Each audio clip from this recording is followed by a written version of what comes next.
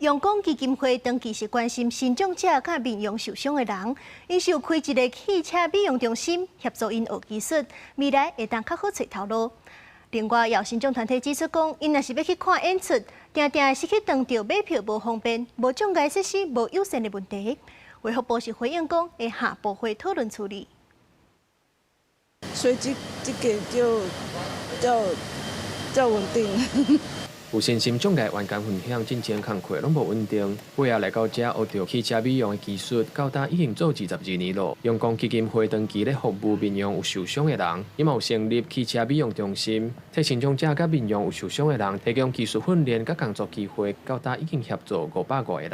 基金會表示，若有適合的工作環境甲支持，身障者嘛會當發揮專業的能力。雖然伊是咱咧講的是身心障礙，但是伊的能力無差。一定你成績比一般的員工更較好，只要你願意給伊一個機會。